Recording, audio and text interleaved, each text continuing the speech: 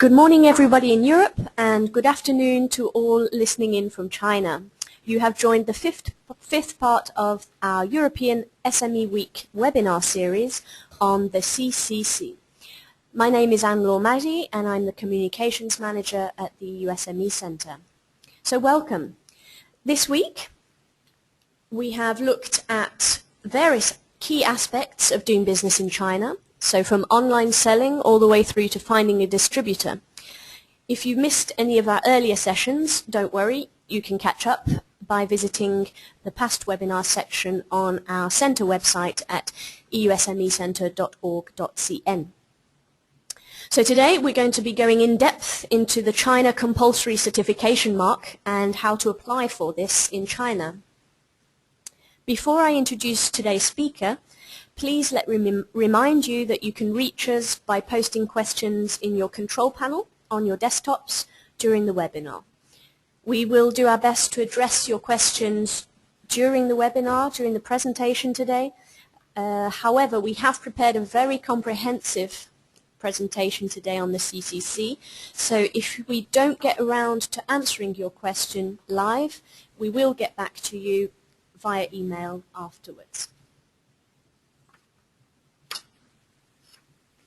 So, without further ado to the topic at hand, let me introduce to you today's speaker, Martina Gerst. Martina is our in-house expert for standards and conformity assessment here at the EU SME Centre, and she has a very impressive background in industry and also working on previous European and Chinese projects relating to conformity, standards, and quality and supply chain management across a whole variety of industry sectors.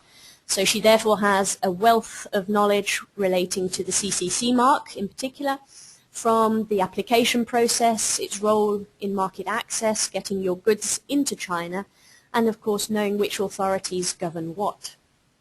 So with that, let me hand over the mic to Martina. Thank you very much, Anne-Laure, for the introduction, and we will see today in today's webinar first the market access in China. I will give an overview of the China Compulsory Certification, so the CCC, and last but not least, you are probably curious about how to apply for the CCC mark. So market access in China is restricted. For most goods, one or several pre-market approval schemes apply. Approbation, for example, for medical devices by CFDA or the CCC scheme we are talking about today, and other licensing schemes. For many categories of mechanical and electrical goods, an import license is required. And for goods without specific licensing requirements, market access is free if the product complies with general rules for safety and environmental protection, but may need to adhere to corresponding regulations. Some goods, such as electronic appliances, in addition require marks and labels on a self-declaration basis.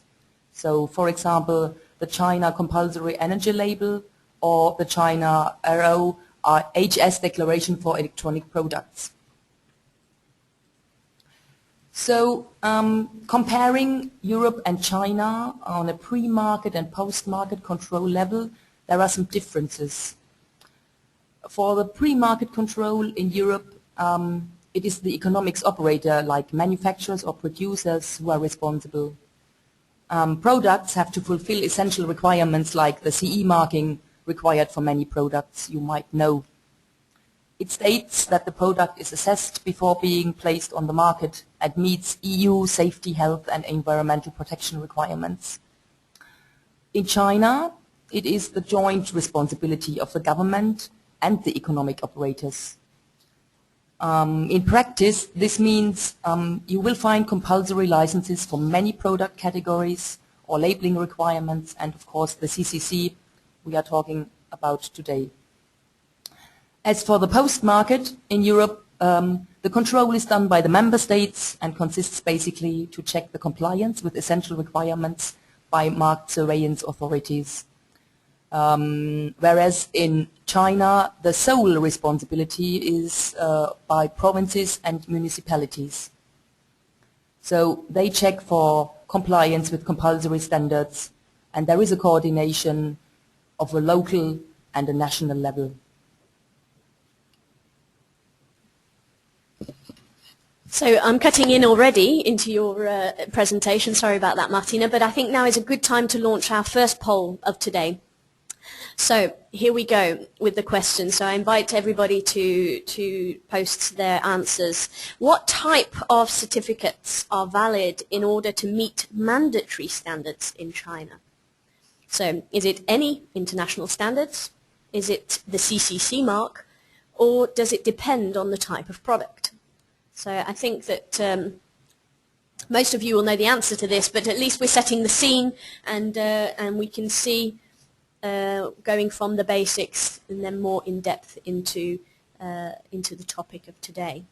So I just give you a couple more seconds to answer. Okay.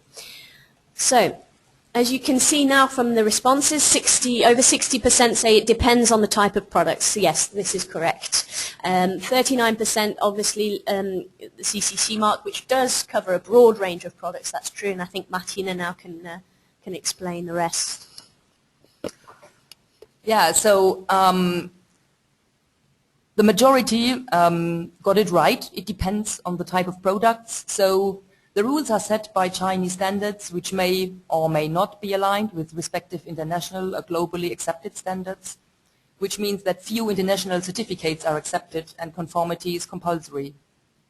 Thus, the rules are enforced by certification, licensing, labeling, and similar requirements. The instructions defining this process add another layer of rules below the standards.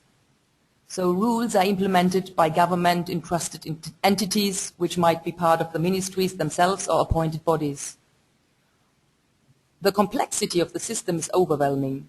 Each ministry has its own standards and licensing schemes. On top of this, the provinces may apply additional requirements. The CCC mark is a common mandatory certificate for many products listed in a catalogue, which I'm introducing later.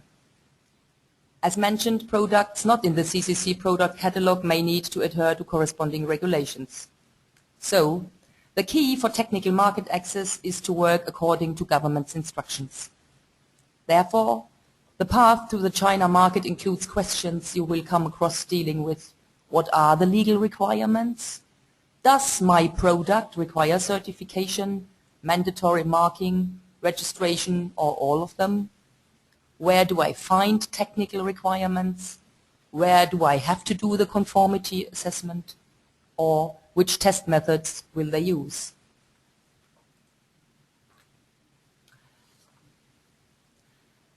The China Compulsory Certificate, also known as CCC or 3C Certificate, is implemented since 2003, and it has been established to comply with the WTO technical barriers to trade requirements.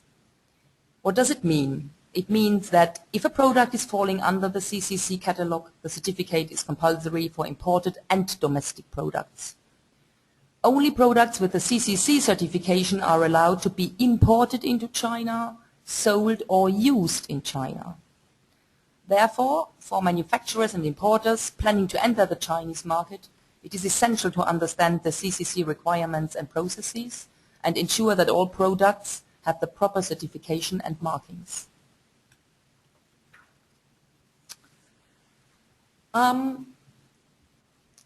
Here you see the Trinity basically, which is framing the legislation framework. So basically on the bottom you find the laws made by the State Council and AQSIQ, which is the General Administration of Quality, Supervision, Inspection and Quarantine. And the compulsory product certification system is established on the basis on the law on product quality, the law on import and export, commodity inspection, and the standardization law. The regulations are basically made by AQ-SIQ, which I already introduced, and CNCA, which is the China National Certification and Accreditation Administration. So those ministries or those people are responsible for the main regulations for the CCC, but also for the regulations on the certification and the accreditation. Sorry. And last but not least, you have the rules which are made by CNCA. Those rules include the catalogue for CCC, which is one of the main rules, but it also includes the implementation rules, around 70, stipulating, for example, the principles for the classification of product units, but also including standards against which the certification is performed, and others like, for example, the fees.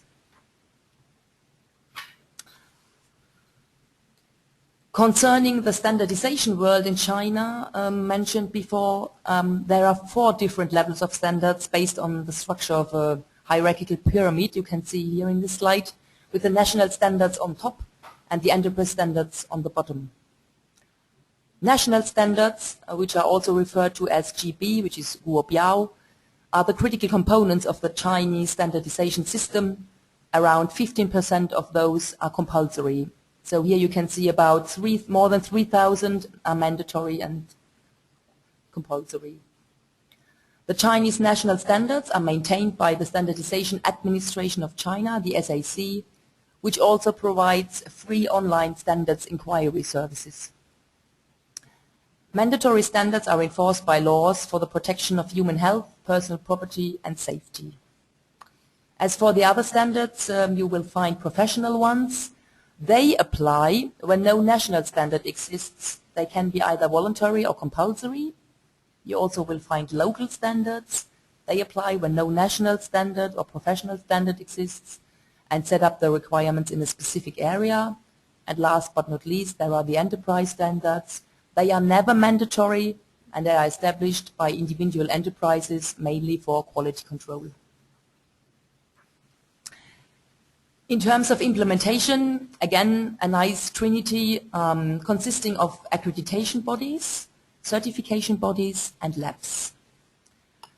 The accreditation bodies, you may find, for example, CNCA, I already mentioned, but this is not the only one.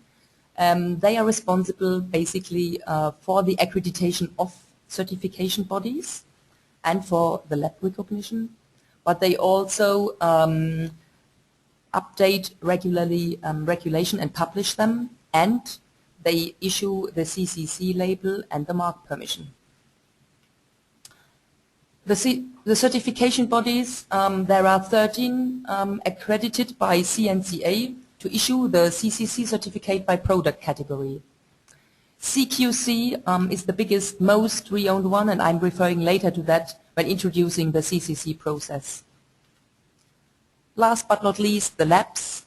There are actually about 152 recognized labs to conduct testing by product category, by manufacturer or factory location. This is also regulated by CNCA. As already introduced, the CCC mark applies to a broad range of consumer goods, electronic products and industrial products. So the products are listed in the catalogue of products subject to compulsory certification. That's the correct name.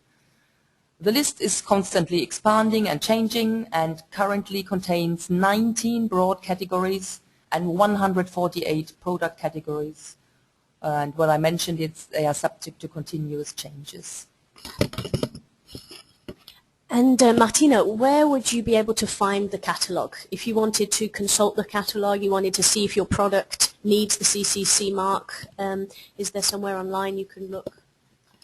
I think you can look on the CNCA homepage, but probably it's not available, or the most current version, it's not available in English. Of course, it's available in Chinese. Sometimes you can find this also via service providers who publish them, but they are continuously changing, and the most recent one you usually find on the government pages. Here you see the first 7, basically followed by a row of others. Most interestingly, they are also including motor vehicle parts, for example, for safety, or tires. Since May 2013, the medical devices have been removed from the catalogue. So initially or beforehand, it contained 23 product categories, but this has been a bit reduced. So how to apply for the mark? You probably ask yourself, when does it apply? So the first steps are consisting of, for example, searching the HS code, which is the harmonized system code in the Chinese customs handbook.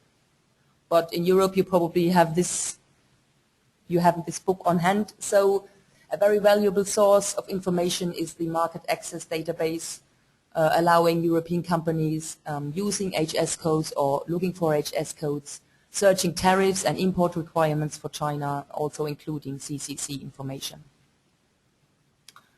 As I already introduced, the CCC system is based on GP standards, and if you find some, for example, in a list, this is a good indication that your product probably requires the CCC mark. In some cases, other marks might also require, depending on the product category. So here is the step-by-step overview of the CCC procedure. After the submission of numerous documents for application, you need to turn in your product sample to the corresponding certification organization or laboratory. Should the product positively pass the testing procedure, the certification organization will come to your factory to do the initial factory inspection before the certificate gets issued. This organization will assess whether the manufacturing process meets the necessary requirements or not. To pass this inspection is the prerequisite for you to obtain the certificate. After obtaining the certification, follow-up inspections will be carried out every 12 to 18 months in order to maintain the mark. So let's go through the process step by step. It is essential that all supporting documentation matches the application. Attention should be paid on providing consistent information with regards to labels and associated documents such as company name, product description, or model number. This is usually the most common delay in the application process. If, for example, here, what I already said, a CQC finds that the application is consistent, they will proceed by issuing a certification charge notice and a sampling notice, together with your application number. An invoice will indicate the applying certification fees, and after payment, CQC will assign the task of testing to one of its affiliated laboratories. To the cost we will come later, and what is necessary to know that all CCC testing laboratories are in China. After receiving the sampling notice, the applicant needs to deliver the samples to the testing laboratory according to the request. Generally, 2 samples are required to be sent to China. However, this may vary according to the product. The test sample needs to be accompanied by the proper information, which can cause some confusion. Therefore, it may be a good idea to seek advice from your freight forwarder or a service provider. Upon arrival in China, the freight forwarder is required to pick up the test sample and deliver it to the testing laboratory. I already mentioned, testing takes place in a laboratory in China. Chinese authorities do not recognize any tests except those conducted in Chinese test labs for the purpose of certification. The testing laboratory in China will be assigned to the applicant by the certification authority, but it's also possible to name a preferred laboratory in China. All test reports are issued in Chinese. As mentioned before, Chinese standards correspond largely to European ECE and other, for example, IEC standards, but It is recommended to be sensitive to frequently occurring Chinese deviations. When both the evaluation and testing is completed, the laboratory will submit a test report to CQC for review and approval.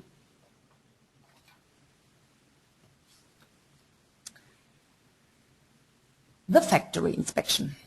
The initial factory inspection is performed by Chinese inspectors. And besides the initial one, there will be follow-up inspections, also already mentioned, extension inspections or revalidation of a suspended certificate inspections.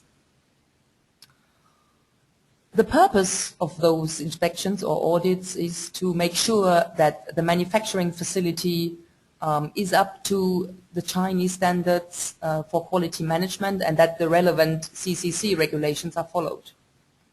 So for the initial inspection, which is always carried out by CQC's designated inspectors, the applicant is obliged to cover transportation costs, per diem and man-day fees for the inspectors.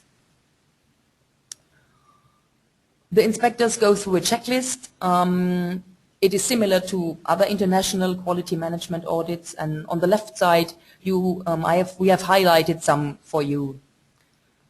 In cases where discrepancies are found, the manufacturer has 30 days to address non-compliance issues. Then the factory will be assigned a factory ID number if the audit is successful. For certain products, the factory number has to be placed under the CCC logo. We come to it in a minute. It is recommended that the preparation for the audit, including updating any documentation. So in particular, the Chinese auditors expect that in the internal quality manual, CCC standards are explicitly recognized and Chinese testing rules for internal processes are noted. So if you have the factory inspection report together with the sample test is submitted to, for example, CQC for final review and evaluation. On the basis of both of these reports, the certification body will sign and approve the CCC certificate, which you can see here. This is an example of a CCC certificate to make it a bit more lively. This is valid for 5 years, but might need to undergo an update if new standards are coming up. So be aware of. The next step is the CCC mark and labeling. So after the approval for CCC, the product must be marked. So what happens is that the manufacturer is free to use either original authorized stickers or they can purchase it directly from the CNCA. Here you can find the 4 different types of CCC marks. Due to the differences in testing criteria, you will find the designated mark for safety, electromagnetic compatibility, safety and electromagnetic compatibility, and fire protection. As already mentioned, the CCC mark is always a combination of the mark itself and its safety category. So there are the 2 options to show the CCC mark upon the receipt of the certificate.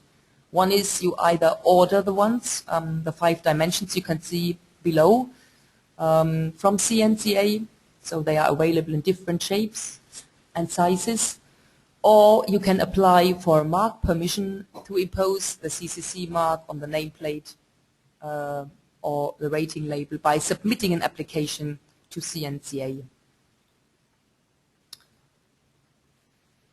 On the next page here, you can see an example certification for a mark permission.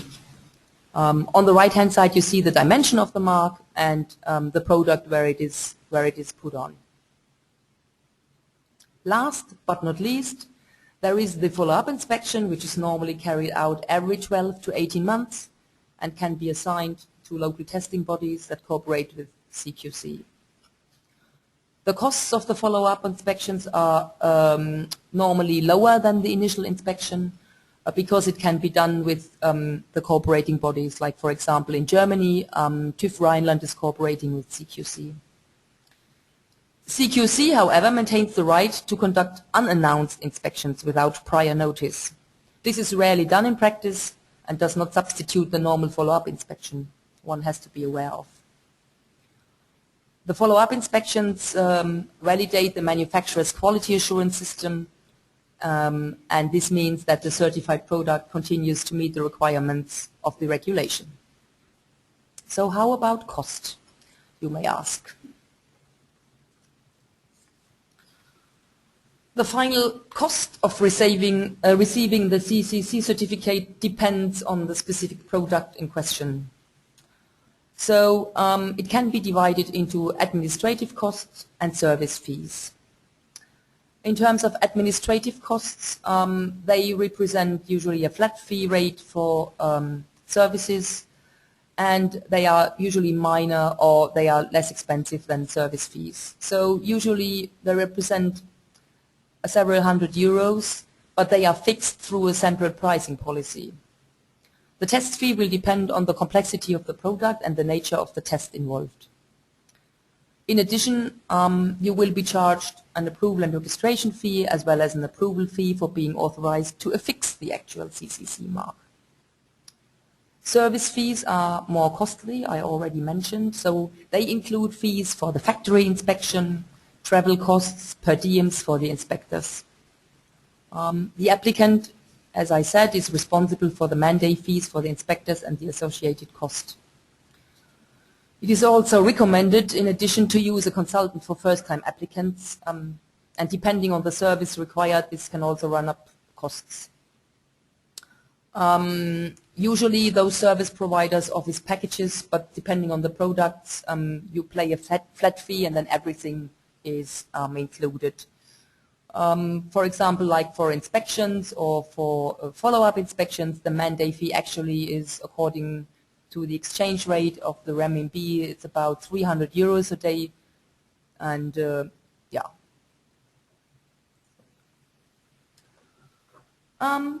You might ask probably, is each and every product and the use of the product subject to the CCC certification? No, it's not. There are few exemptions to the mandatory CCC mark. In general, products not intended for sale or usage on the Chinese market can be exempted from testing requirements. Exemptions include, for example, products used at exhibitions, products for special use, personal belongings, or if they are imported for research and development or testing purposes. Sorry to interrupt here, just because we're actually on the topic of what the CCC mark covers and what it doesn't. We do have a couple of questions from Anna and Nicoletta about food products, so asking whether CCC is in any way covers food products, food and beverage. Yeah, we have this questions. No, actually, CCC, luckily for food and beverage products. So CCC doesn't cover food and beverage products. There are other licenses you have to obtain. Everything which is not mentioned in the catalogue I presented on the slides before, the categories, are not obliged to have the CCC mark.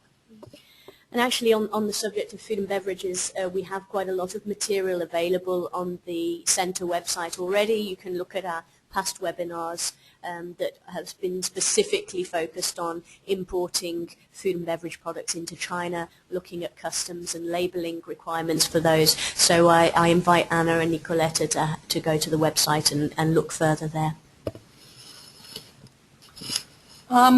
Regarding exemptions, there is a second category of products in the CCC catalogue that could be exempted from the CCC certificate. Here you see a list that's, for example, R&D parts subject for testing purpose, or spare parts. However, the products or the parts eligible for exemption need a special exempt approval.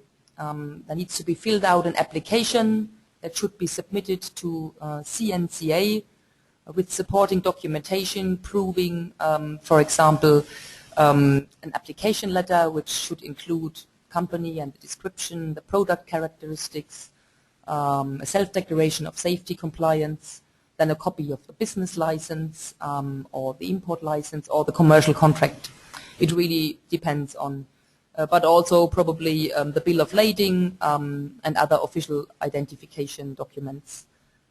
You can find more details on that in our guideline on CCC, which is available through our website.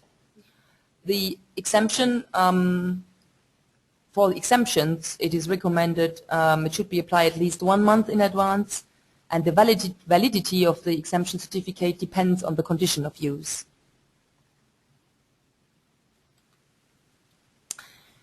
Some general remarks regarding customs. To pass customs, samples require special documentation, so don't underestimate that step. There is a special regulation on the certification of foreign samples, but this, when you do this for the first time, the service provider will help you with that. What is important is that once the CCC is obtained, products have to bear the mark on the product or on the packaging or both of them. Accompanying product documentation has to include all information regarding the CCC license. Products not meeting the CCC requirements may be held at the border by Chinese customs and will be subject to penalties. So, in terms of final remarks, getting into the Chinese market for the first time is complex, but it's not impossible. Many European companies are successfully selling their products in China. The advantages of the CCC are that the CCC is the official license, which enables you to freely harness the huge potential of the Chinese market and import products into China without any problems at customs. After a successful first-time certification, new products can be certified quickly and inexpensively. You will have a consumer recognition, which means that you provide your customers with offers of CCC certified products without delay, and thus preventing and eliminating substandard products and processes. However, investing time in making the first time successful is a good strategy to avoid redoing the administrative process and delay the time to market. Make sure that you have an employee dedicated to the CCC project who can provide documentation and information whenever it is needed. Particularly during testing, the engineers might have questions, thus someone should support with translation and communication. Routine helps. Once your import channel proves to be working, stick to it. For first-time applicants, they should, as I mentioned, get assistance from professional service providers, and you should learn about the process for future occasions. However, be selective when choosing your partner in China. It will be your connection with key government offices. Yes, choosing the right partner, that's a question that we get a lot here at the centre from SMEs out there in industry. It is one of the main messages that we relay here at the centre is really take time to do the necessary preliminary due diligence, and we have for that launched earlier this year a diagnostic toolkit which is available to download from our website, and the fourth part of that report, Knowing Your Partners in China, focuses on a step-by-step guide on how the importance, first of all, of conducting preliminary due diligence, but then how to go about doing it. So there's some very practical checklists there of the kind of questions you should be raising before you actually engage in any contracts with a potential partner on the market. And again, we have our in-house legal team that can help support you further if you have any other follow-up questions. In addition to this, there are also service providers, usually in each country, offering services So you probably might choose one in Europe who has a presence or colleagues working here in China. So referring to what Anne Law said, it's really worthwhile to do a due diligence of with whom you're working together. So it might be useful not to entrust the CCC procedure to a distributor. In the past, there have been cases where the distributor took all the required technical information and started to produce behind the back of a manufacturer. Last but not least, language is one of the main barriers to the certification, so in-house language capabilities are an asset. Many people report CCC issues suddenly arising after many years of hassle-free cross-border shipment and ask themselves, how is this possible? So how can I protect myself against sudden changes? Experience here in the center shows that, first of all, there is no protection against sudden changes, so we are permanently vulnerable to unexpected changes in rules and to bilateral discrepancies. Rules can change, sometimes with only 3 months forewarning, though 12 months is the typical announcement time. And those announcements are usually not made in English, which makes it difficult for foreign companies to learn about these changes and to prepare. Also, it happens sometimes that customs officers can make mistakes and assume a particular product requires CCC, even if it does not. So this also causes interruptions and delays into the whole process. That was it from my side. Thank you very much, and I will hand over to Anne Law. Thank you very much, Martina. I mean, indeed, the CCC, it's an essential mark here in China to get your products into the market. It's obviously quite technical, and so I think today we've learnt a great deal of practical information on the full application process. So I think that's cleared up a lot of questions on people's mind. Thank you for the comprehensive presentation. Now, we do have a number of questions that we will try to get through now. I think we have about 6 or 7 minutes left, so I will try my best to get through as many as possible. Now, first of all, probably one of the top questions on everybody's mind about the cost. You talked about all the elements that are included in the cost for the CCC, and Joan, or maybe Joanne, sorry, I don't know how to pronounce your name, Joanne has been asking the fees for the CCC. Do they have to be paid every year? So is it a yearly fee, or is it one fee for the full 5 years of the validity of the CCC? Yeah, so in terms of cost, the different elements we have is like for the application, which is of course one time, then the type testing, the factory inspection, the approval and registration, of course the follow-up inspection, and then you have an annual fee, which is usually 100 RMB per certificate per year. And of course the CCC stickers, depending on how many you need. This is also ongoing cost. Okay, thank you for that.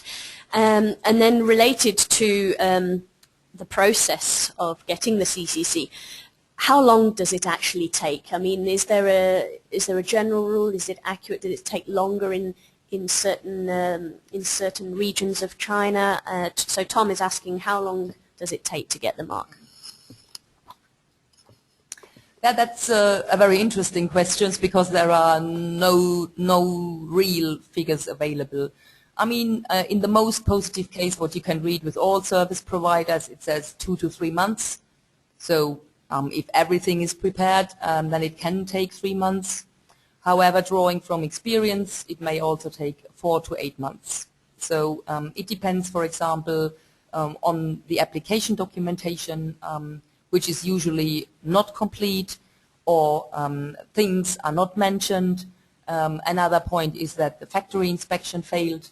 And sometimes even small and simple things like to agree on a date for the inspectors to come for the initial factory visit is an issue, because the respective visas take months. So to be on the safe side, I wouldn't take the 2 or 3 months. I would rather calculate more time.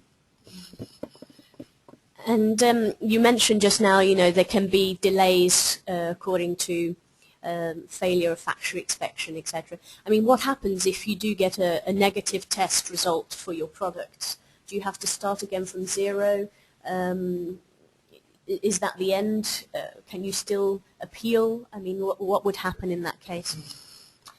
As I mentioned, if, for example, the factory inspection fails, for example, then, or the product fails, then, of course, you can improve the product and get to a retest.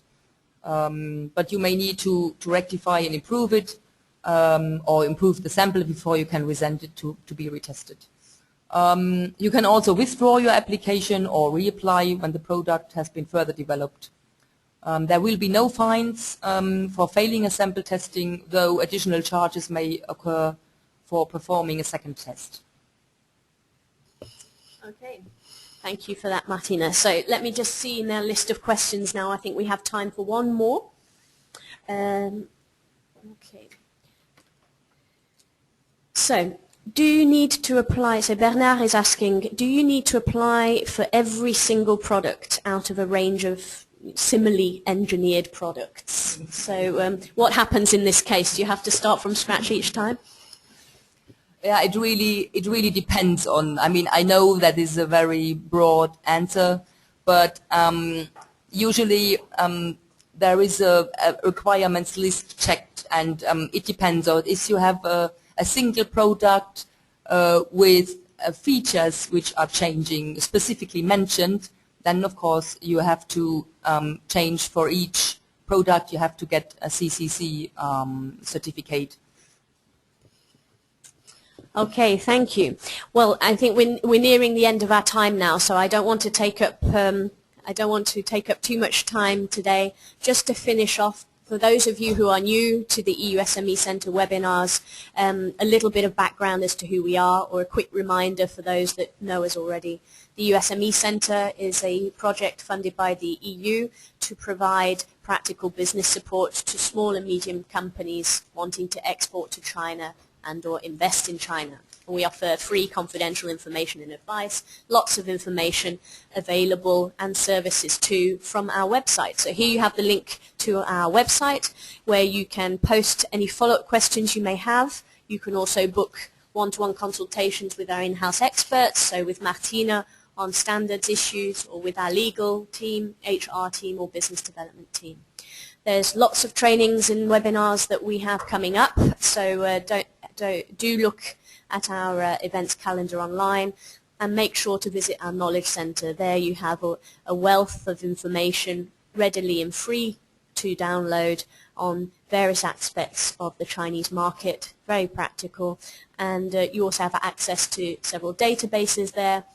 You can view upcoming trade shows, and also you can search for service providers, so maybe even search for certification bodies and companies that provide that kind of service.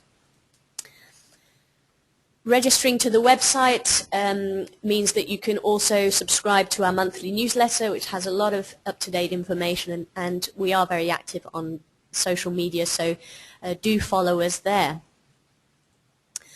So, I want to thank all of you out there listening in today. I know that we dealt with quite a heavy subject, the CCC, but I think we got a lot of practical information and advice, and I'd like to thank Martina very much for that.